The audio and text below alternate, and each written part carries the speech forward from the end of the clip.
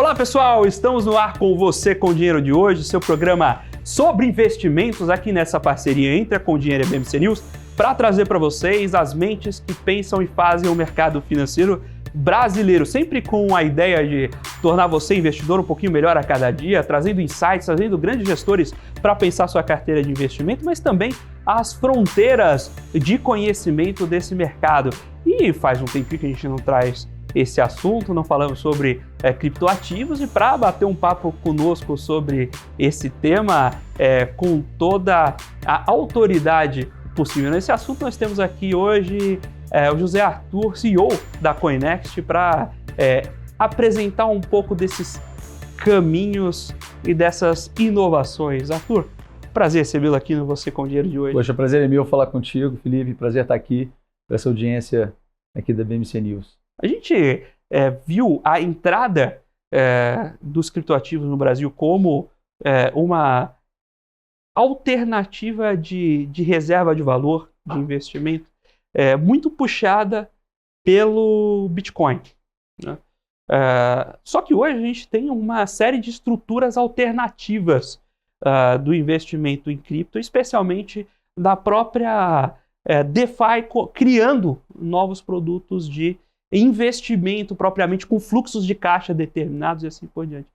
Como é que tem sido o apetite do investidor por navegar nesses ativos alternativos e como isso tem permitido levar essa tecnologia para outras estruturas de financiamento do mercado de capitais? Muito beu acho que o Bitcoin ele já está, de certa forma, no mainstream, acho que do conhecimento, acho que de todos. Né? É difícil você conhecer alguém. Eu estava agora chegando aqui no táxi, é claro que eles ouviram falar sobre Bitcoin.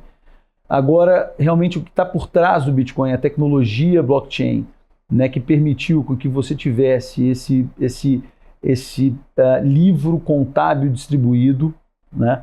Isso, quer dizer, esse conhecimento, isso que traz essa novidade do ponto de vista financeiro, do ponto de vista de Web3, né, que a gente começa uma era da internet do valor, a gente sai de uma era de internet da informação, né, e entra numa era da internet do valor, a qual a gente consegue dar propriedade para determinados ativos dentro da própria internet, o que antes era inviável, né? A gente tinha aquele problema do gasto duplo, enfim, quando você tinha um bit em byte, um arquivo na internet, quando você enviava ele, você está enviando uma cópia, não está enviando um arquivo, né, único, né? Na medida em que você consegue fazer isso, porque isso está registrado em um livro que tem um consenso de rede, na qual ele é registrado, né, em vários servidores ao redor do mundo, e com isso, né, através da criptografia, você tem uma segurança naquilo que está sendo registrado, você tem sim uma disrupção.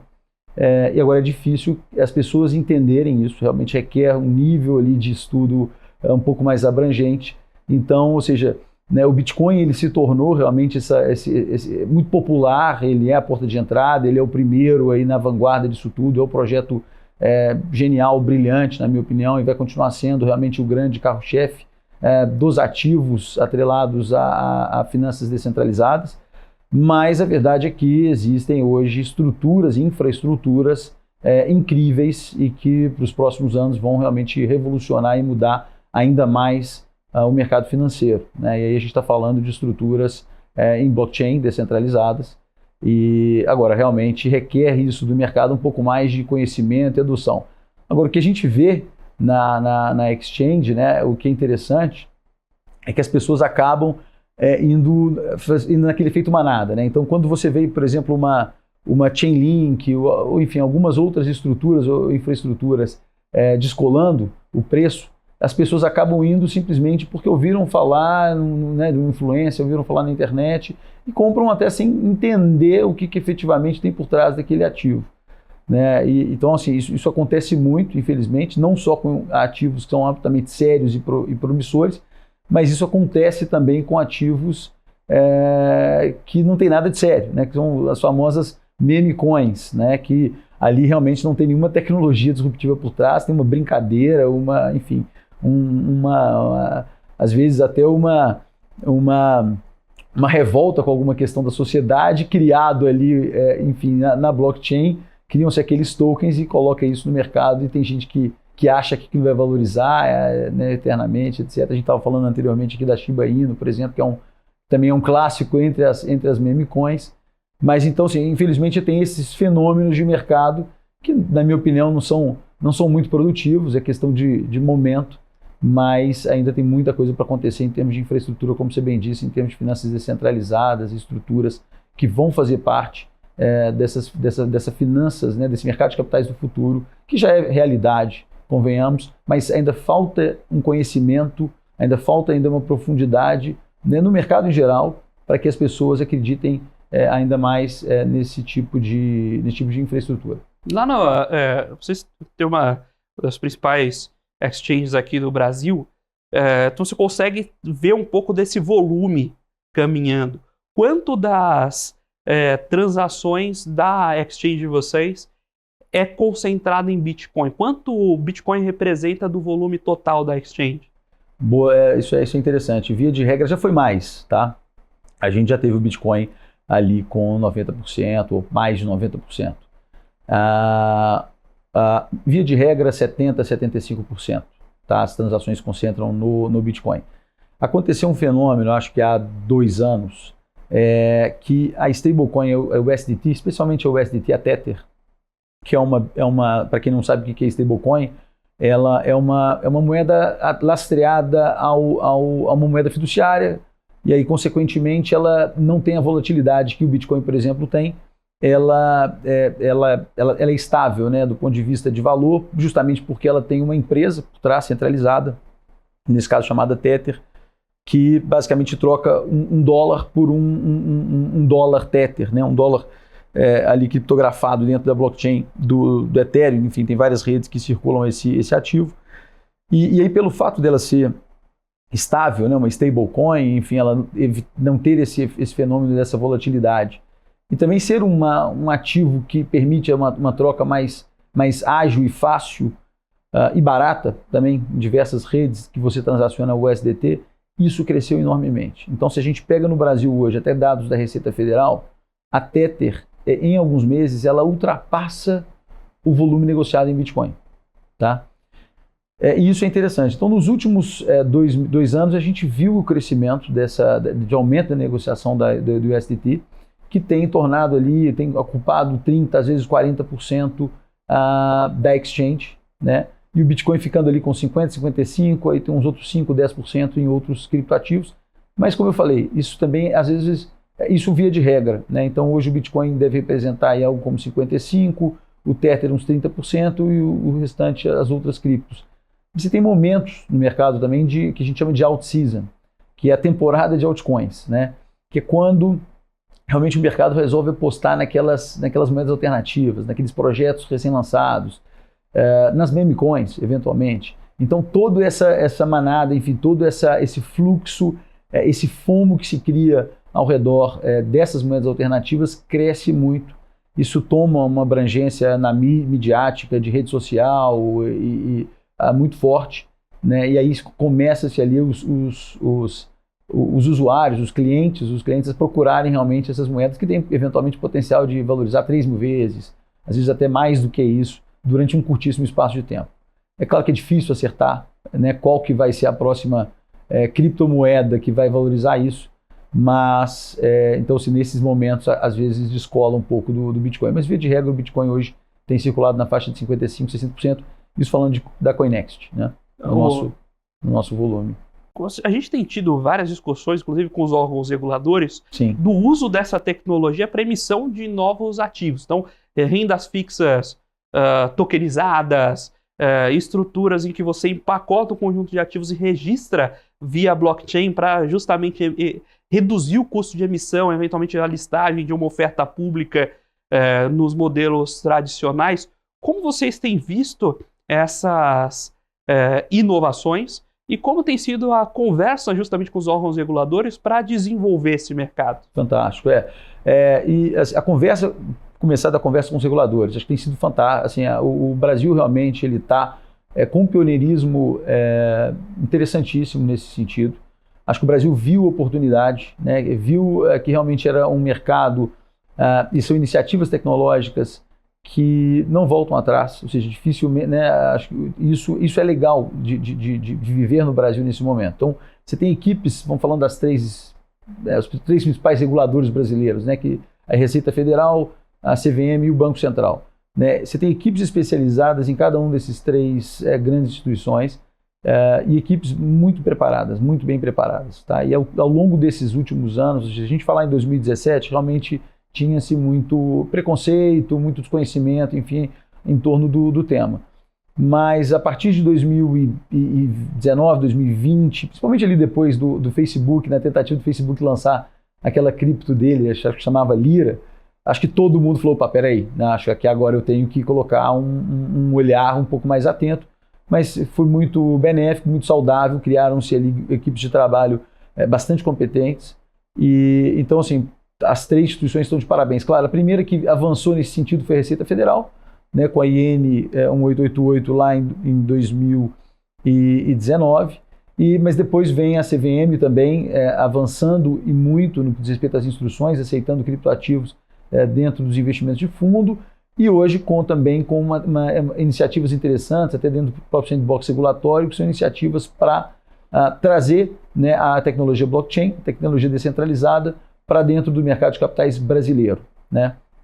E o Banco Central agora regulando também os agentes como exchanges, como agente. Então, eu acho que do ponto de vista regulatório, a gente está num ambiente extremamente promissor e eu sou super otimista em relação aos próximos anos. Falando especificamente de trazer para o mundo cripto ativos tradicionais, né? O que a gente chama de real world assets, ou seja, você vestir ativos que anteriormente eram inclusive ativos tradicionais de difícil liquidez, a gente está falando, por exemplo, de precatórios, né? Ou ativos de direitos creditórios, que você ficava muito nichado e você tinha poucos players que podiam ali eventualmente ser interessados em comprar aqueles ativos. Né? A coisa interessante é que a blockchain ela permite que você coloque isso num ambiente digital, seguro, de fácil, né, transibilidade, você consegue transitar com esses ativos de uma forma bem rápida, barata e eficiente, reduz realmente a necessidade de intermediários, mas eu acredito nesse tipo de ativo, se a gente considerar de ponta a ponta, ou seja, considerar todo o ciclo, né? Porque não adianta, o que a gente vê muito, até mesmo na Coinex a gente teve algumas iniciativas de tokenização, onde nós tokenizamos, por exemplo, royalties musicais. Então você tem lá direitos creditórios de compositores, né, musicais, e então você faz um contrato de antecipação daqueles direitos creditórios, tokeniza isso, então coloca infrações em um determinado token que está registrado em blockchain e distribui no mercado. Tá? Então, por ser um direito creditório, não é um valor mobiliário, assim diz a legislação. Então, ok, então a gente não tem necessidade de uma CVM, por exemplo. Mas até aí, a única coisa que a gente fez foi pegar um direito real, né, colocar ele, escrever ele num software, né, registrar ele numa blockchain, no caso, blockchain do Ethereum, que é a mais comumente utilizada para esse tipo de ativo, para os tokens, e realmente vender para investidores. Mas aqui, a gente simplesmente vestiu um ativo real dentro de uma tentativa de uma estrutura digitalizada. Quer dizer, a coisa bonita, ela vai acontecer quando a gente tiver todo um ciclo digitalizado. Tá? E isso passa, sim, pela digitalização da moeda. Então, o que vai ser o grande game changer desse mercado, acho que no Brasil? O DREX. Tá?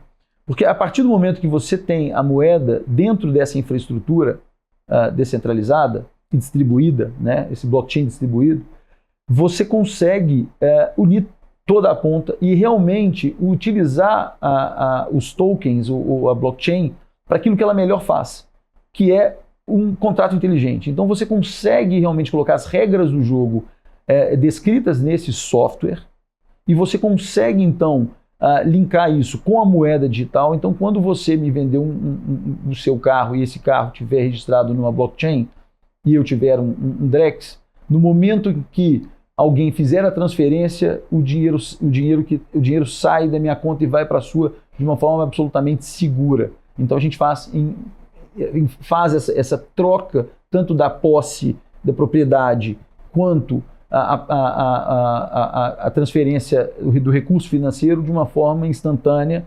digital, né, e toda cobertada por trás desse blockchain e desse registro numa estrutura descentralizada. E o próprio fato gerador é vinculado. Eu não tenho que falar que eu paguei, depois aquele dinheiro que eu paguei se refere a essa compra. Na hora que você pluga a transação, automaticamente já se fica registrado que a movimentação financeira está vinculada àquela transação. Exatamente. Acho que essa é a grande beleza, né, da utilização de estruturas descentralizadas, de blockchain, de tokenização de ativos, de tokenização da economia. Essa é a grande beleza, quando a gente consegue unir todo o ciclo, ou seja, não simplesmente vestir um ativo ali numa estrutura, numa roupagem de token, mas não, a gente utiliza todo o ciclo ali, inclusive da moeda registrada em redes descentralizadas, para justamente fazer com que o contrato inteligente ele funcione em toda a sua essência.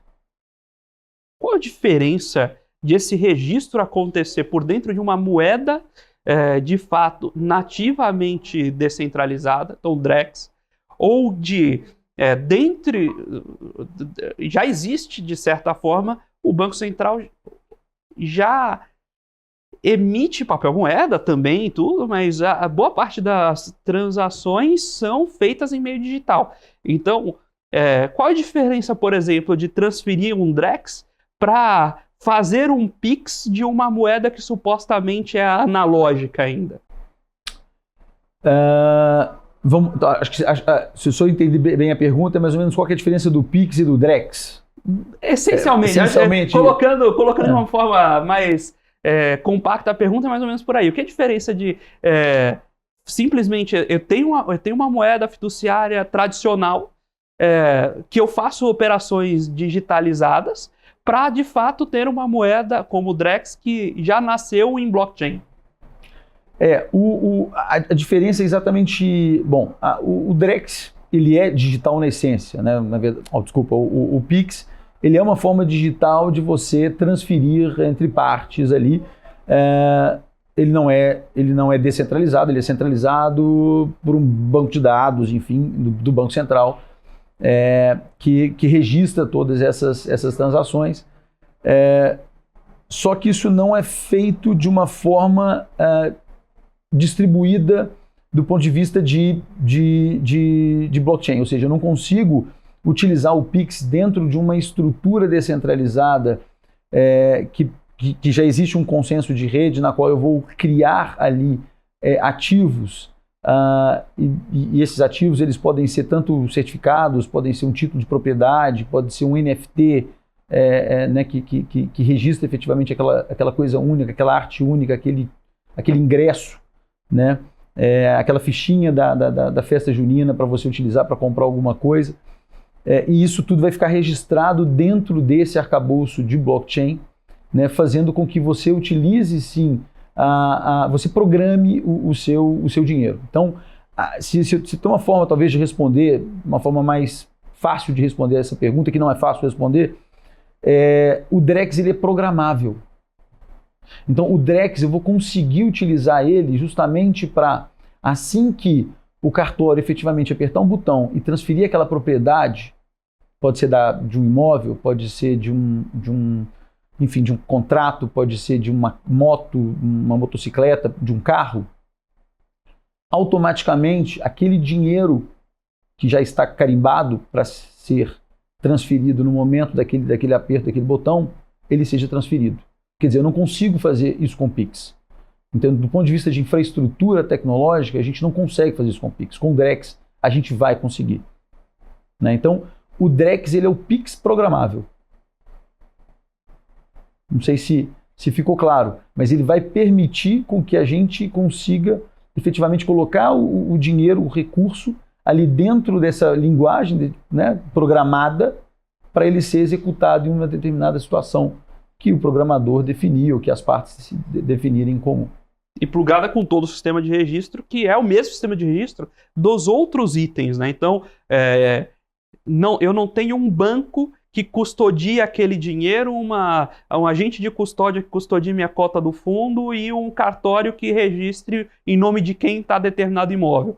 Fica tudo isso dentro de um sistema descentralizado de registro e, consequentemente, vinculado.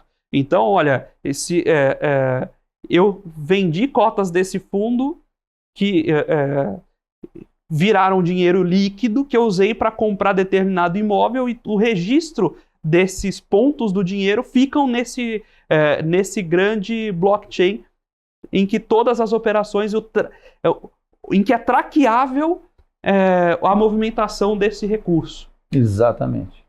Tem um ponto aí que é o seguinte, se eu tenho um banco como custodiante, eu tenho um livro de registros, eu tenho os registros digitais, eu tenho sistemas de contingência, mas quem diz que não é verdade? Todo banco tem a porta do fundo ali que, se tudo der zebra, você vai lá e abre aquela porta que espera, se não usar, para dar uma martelada.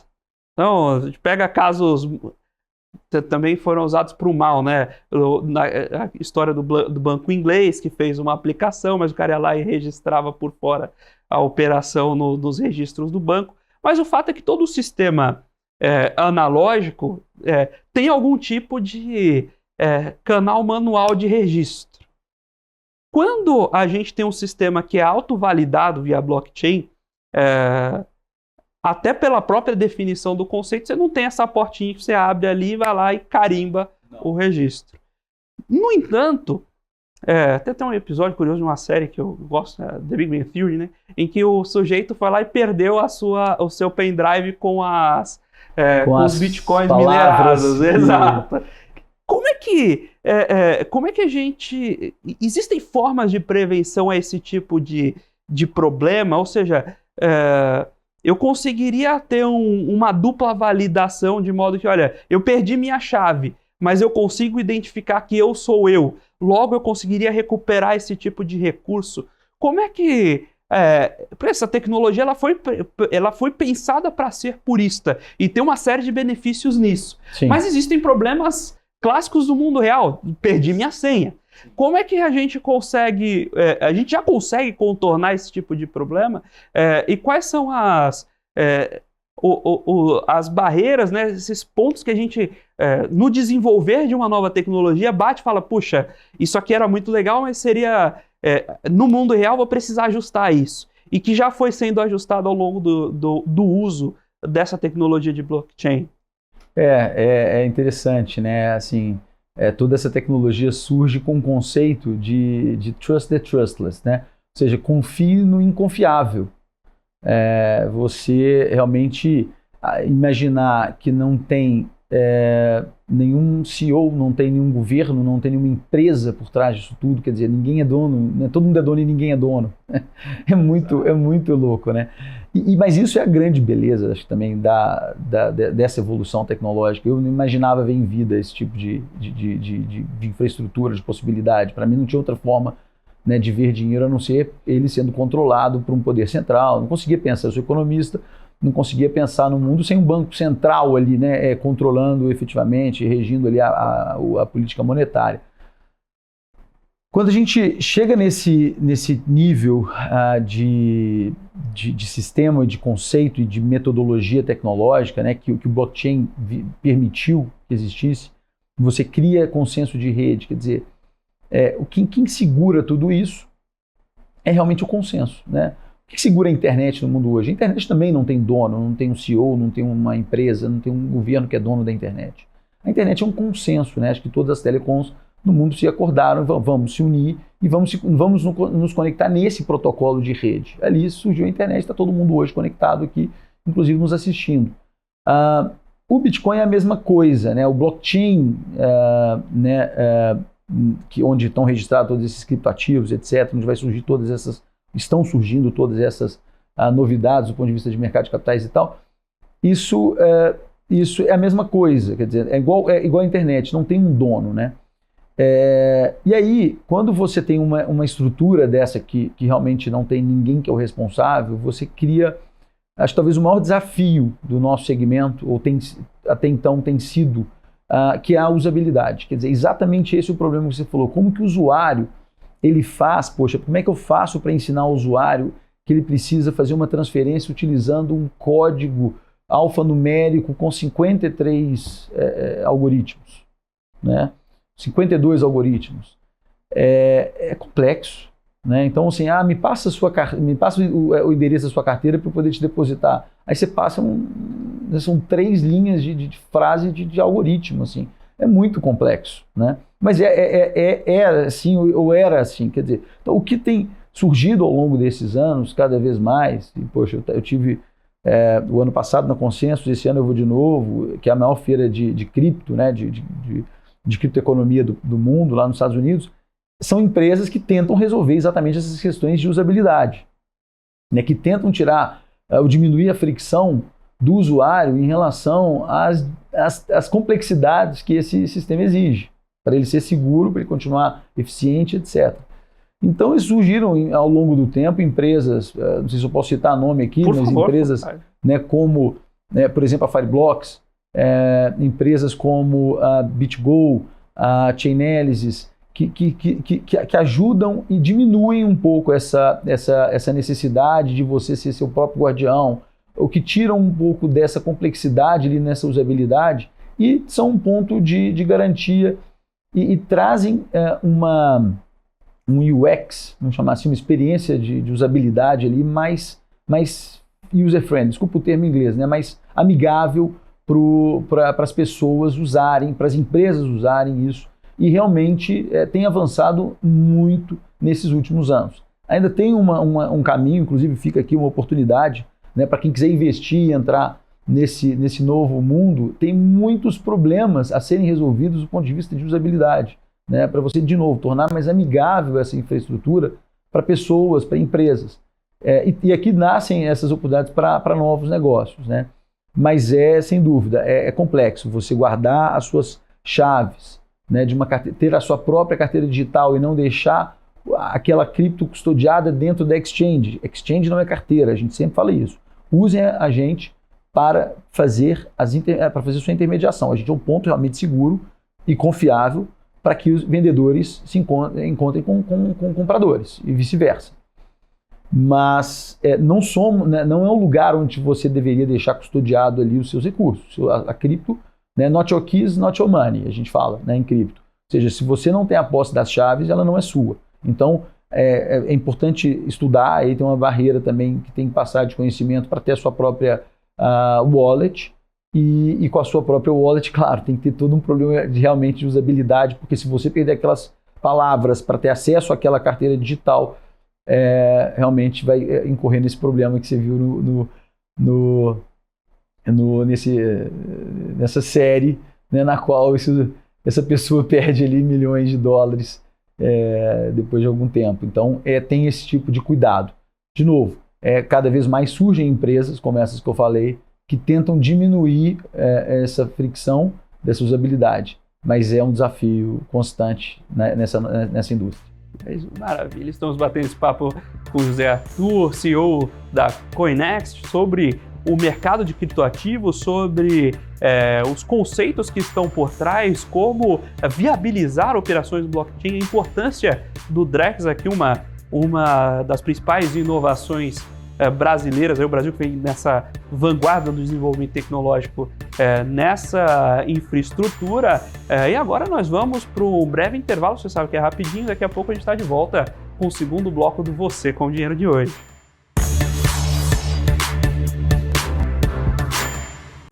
Olá pessoal, estamos de volta aqui para o segundo bloco do Você com Dinheiro de hoje, batendo papo com José Arthur, CEO da Coinext, sobre o mercado de criptoativos, sobre as tecnologias envolvidas e as que estão por vir nesse mercado. E a gente terminou o bloco anterior falando um pouco dos registros e da função da exchange. E aí você foi firme em falar que, olha, não é para você deixar ali o dinheiro parado na exchange. Você deve ter esses ativos na sua wallet pessoal. E a gente viu problemas globais em exchanges. E eu queria aproveitar que a participação de alguém que está por dentro desse mercado, né, e tem a própria exchange, inclusive, para lançar essa pergunta: qual a função da exchange nesse mercado? E a que pontos o investidor deve se atentar na hora de escolher, selecionar uma exchange, né, e manter suas operações, centralizar suas operações em determinada corretora? Perfeito. Bom, a função essencial da exchange é é um ponto de intermediação, né? Então a gente facilita esse acesso realmente à compra e à venda dos criptoativos. Então a gente une essas duas pontas. A gente faz essencialmente intermediação de uma forma segura, né, e confiável. Então o vendedor que tem cripto, ele consegue ir na exchange para vender de uma forma absolutamente segura, porque ele sabe que na outra ponta quem está comprando tem reais ali também depositado, então a exchange consegue fazer essa troca de uma forma ali eficiente e segura, né? Então é claro que o Bitcoin ele nasce com aquela ideia de ser um dinheiro sem precisar de intermediação, sem precisar de intermediários, né? Um dinheiro que você pode ali transacionar de parte peer-to-peer, né? De pessoa para pessoa, mas é claro que se você, né, viu numa rede de internet ou num fórum ou numa comunidade, alguém que você não conhece, né, confiar que você vai transferir o dinheiro e vai receber aquele cripto, né, aquela pessoa também ela vai conseguir vender exatamente aquela quantidade que ela vai conseguir achar um comprador por exatamente aquela quantidade que ela quer vender. Isso é um pouco mais complicado. A exchange ela facilita exatamente e presta esse serviço, né, de uma forma espera-se bastante segura, né, para unir as partes. Então, o que os usuários do mercado podem fazer exatamente para confirmar se aquela contraparte, se aquela exchange, isso é muito importante, acho que é super importante realmente fazer um trabalho, né, de diligência mínima sobre a empresa onde você vai colocar recursos ali, vai colocar parte da sua poupança, etc. Hoje em dia, até no Brasil, temos N ferramentas para isso, né? O Brasil ele é bem avançado no que diz respeito ao direito do consumidor, então tem ferramentas como Reclame Aqui. Eu acho que também até as próprias redes sociais, ver o que as pessoas estão falando, ver os comentários, né? Se a empresa ela tem, enfim, uma rede social ativa e como é que estão os comentários de usuários ali naquela rede social, ver também se a empresa ela está formalmente constituída no Brasil, tá? Isso acho que é um ponto importante, especialmente, né, para os investidores brasileiros, porque se a empresa está fora, dificilmente o investidor vai conseguir acessar essa empresa para reaver alguma coisa que ele perdeu.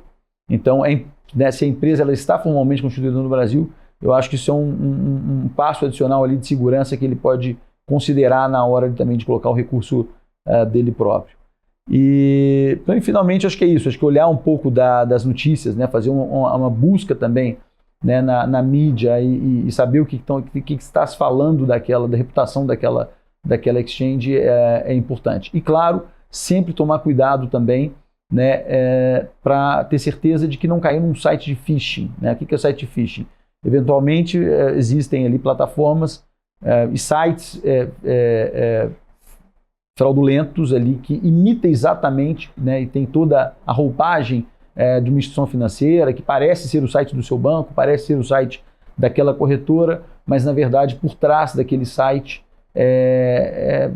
enfim, tem uma atividade ali de fraude. Então tem que tomar esse tipo de cuidado e então certificar de que você está realmente no site ou no aplicativo da empresa que você quer investir.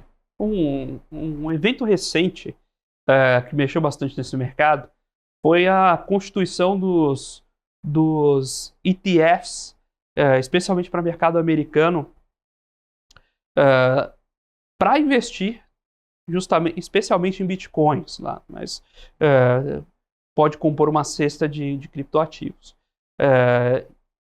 Essa estruturação de ETF permite, por exemplo, que grandes investidores institucionais, fundos de pensão americanos, que drenam boa parte dos recursos de poupança pública por lá, passem a acessar esse mercado. Como vocês veem esse movimento dos institucionais indo para esse mercado e como isso deve influenciar na própria dinâmica do mercado de criptoativos? Isso aumenta de uma forma incalculável a demanda com esses ativos. Eu digo incalculável porque ainda está difícil precificar o efeito no preço desses ativos decorrente do fenômeno chamado ETF, né?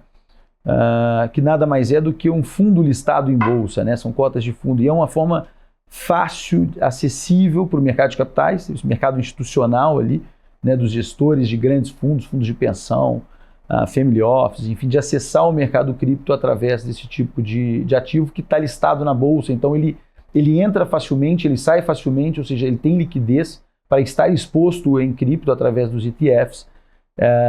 E eu acho que é um game changer. Assim, existe o mercado cripto antes e o mercado cripto depois.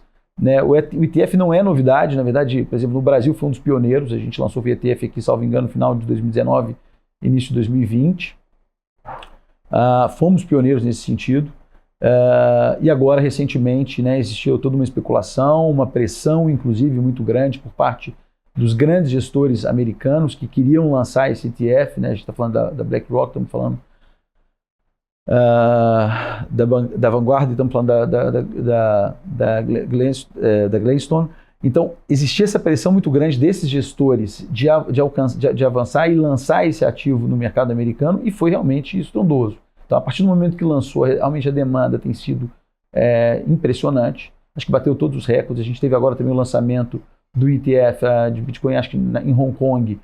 E muito embora, né, claro, não chega aos pés daquele que é do volume que é transacionado no ETF americano, bateu também todos os recordes. Acho que foi o maior ETF, né, listado, inicialmente listado, o maior volume negociado em ETF que acabou de ser listado. Então, assim, batendo recordes também, inclusive em outras bolsas. Aqui no Brasil foi um sucesso e continua sendo um sucesso muito grande para fundos que querem alocar nesse tipo de investimento. Então, eu acho que... Por que eu falo que é um divisor de águas? Porque realmente é uma forma fácil de acessar, o mercado de capitais acessar esse tipo de ativo, é uma forma regulada, né, para o mercado acessar, e permite com que entra dentro do regulamento de diversos fundos a possibilidade, enfim, de adquirir, então, esses ativos. Né? E o tamanho do cheque que esses grandes fundos, esses grandes gestores têm na mão é muito grande. Então, se a gente estiver falando de gestores aqui aplicando 0,5% do portfólio em ETF cripto, né, consequentemente, a gente está falando de trilhões de dólares, ou seja, isso é uma enxurrada de capital, de dinheiro e de demanda em cima desse mercado, que, de novo, acho que ainda está difícil de precificar isso. Então, é por isso que a gente viu o Bitcoin, nesses últimos meses, aí, subir 3 vezes. E acho que o grande... claro, você tem uma questão, né, macroeconômica, tem uma questão de halving que aconteceu, né, no mês passado, mas, sobretudo, a pressão da demanda por conta do ETF listado na Bolsa Americana. E como aqui no Brasil a gente tem usado construído essa ponte entre o mercado regulado, tradicional, e esses ativos criptos. Você comentou que a gente começou a lançar ETFs lá ainda em 2019, né, até na vanguarda desse movimento. E como tem sido esse movimento hoje, o apetite desses investidores institucionais por entrarem nesse mercado? Eu acho que, aos poucos, o que a gente percebe é que ninguém quer ficar de fora, né?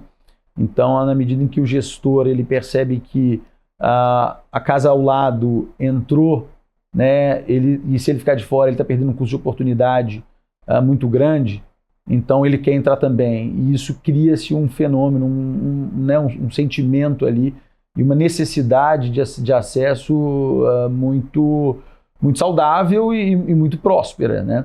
Então, e a gente percebendo isso, inclusive, a gente, agora recentemente, a gente lançou a nossa própria gestora, ou seja, a gente deu esse passo, né?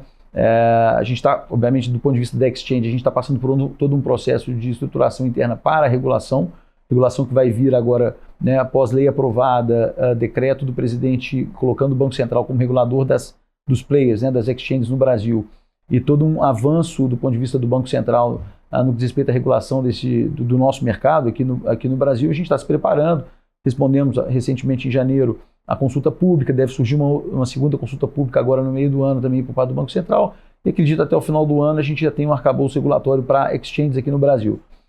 Mas, do ponto de vista de mercado regulado, então isso para exchange, a gente viu também uma oportunidade muito grande que surgiu ali em meados de 2020, né, quando a CVM ela começa a abrir a portas aqui para os fundos nacionais investirem através de estruturas offshore ou em estruturas já reguladas de criptoativos no exterior, mas que os fundos tivessem acesso a criptoativos, né, depois o ETF aqui também, a gente percebeu nisso uma grande oportunidade, porque a gente conhece, estamos inseridos nesse mercado, temos um grande conhecimento, a gente sabe quem é bom gestor, quem sabe realmente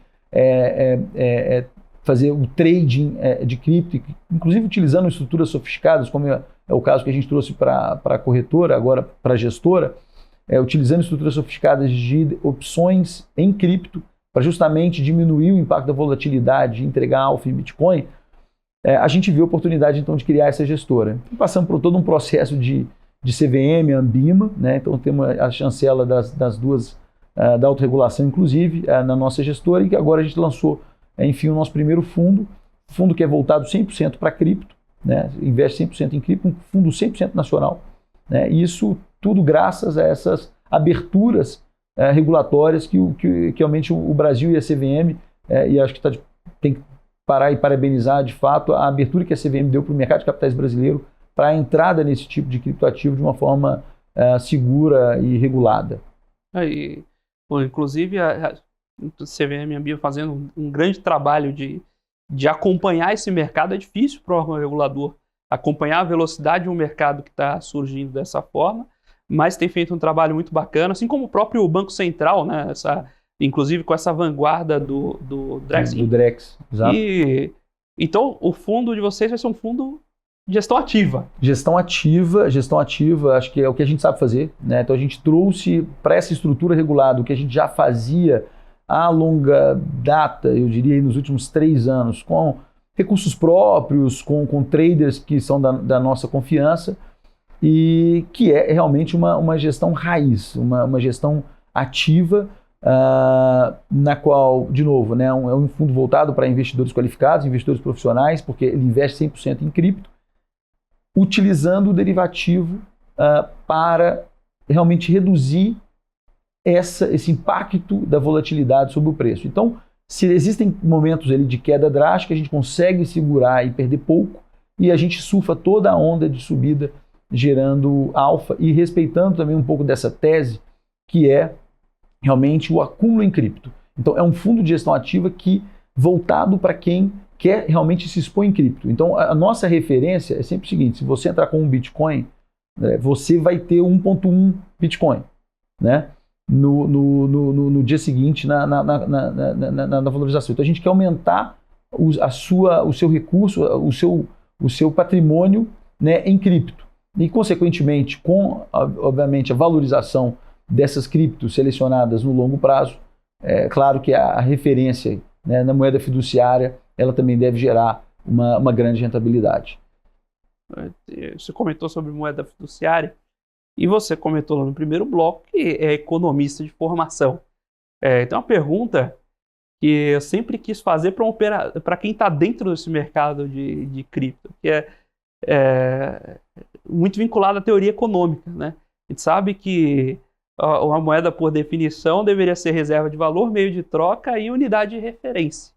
Quando a gente tem um ativo com oscilação de preço, fica esse questionamento se valeriam as funções da moeda. Então, não teria melhor oportunidade que aqui um economista, CEO de um exchange, para me responder essa pergunta. Um Bitcoin é uma moeda? É uma moeda. Se a gente considerar que o Bitcoin ele tem uma aceitação e ele pode ser utilizado por uma troca, né, para você trocar alguma mercadoria, algum serviço, e alguém aceitar o seu Bitcoin em troca disso, ele pode ser sim considerado uma moeda. Moeda é ferramenta de troca, né? Ela facilita essa troca, ela foi criada ao longo da história da humanidade, das civilizações, e a gente teve diversas. Eu sou apaixonado pela história da moeda, e como economista, claro que se você perguntar para o economista ali, acadêmico, e ele pegar no pé da letra o que é uma definição de uma moeda, por parte de um banco central, que seja, ele vai falar, não respeita ali as 3 regras, etc. Mas não, eu digo que sim, é uma moeda na medida em que existe essa aceitação. Isso é verdade, né? A gente tem países e exemplos extremamente bem-sucedidos, de países que colocaram o Bitcoin, aceitaram e legalizaram o Bitcoin como moeda de curso legal, né, naqueles países. Então, o Japão é um exemplo, né, que tem isso muito bem sucedido. O Japão,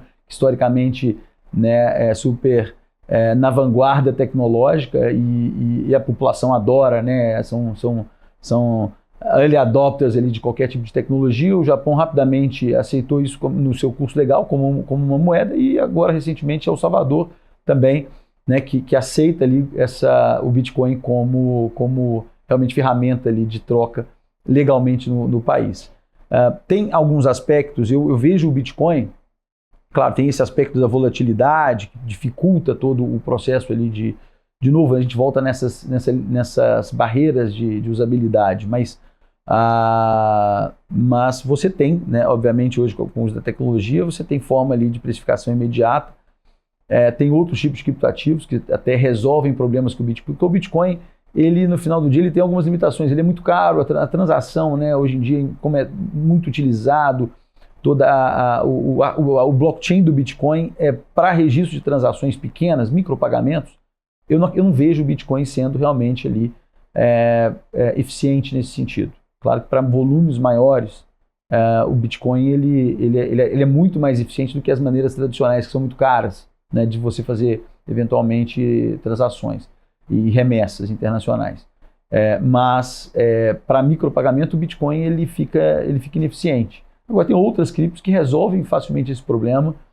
Agora a questão é difícil brigar com o Pix, por exemplo. Então eu sou cético, eu acho que sim é moeda, mas eu sou cético das criptos sendo utilizadas para pagamentos pequenos, pagamentos do dia a dia. Realmente eu acho que ferramentas como o próprio Pix já resolveu isso de uma forma bem interessante. Eu vejo o Bitcoin realmente, a grande essência dele como reserva de valor, né? Ele é realmente a reserva de valor 4.0, pode se chamar assim. Ele tem características de escassez autêntica e digital que fazem com que ele seja, na minha opinião, a melhor reserva de valor hoje no planeta. Assim como imóvel, mas eu acho que o Bitcoin é a mais interessante. Enfim, outras moedas eventualmente podem vir a resolver esse problema de troca de uma forma mais eficiente. Mas, na minha opinião, é sim moeda. Perfeito, maravilha. Arthur, muito obrigado pelo papo. Foi um prazer recebê-lo aqui. Por incrível que pareça, já passou o programa inteiro. O prazer foi todo meu. Vai rápido. E, poxa, fica à vontade para deixar seus contatos, deixar os contatos da Coinext, quem quiser eventualmente acessar vocês, cadastrar via exchange de vocês, ou mesmo queira comprar o fundo, né?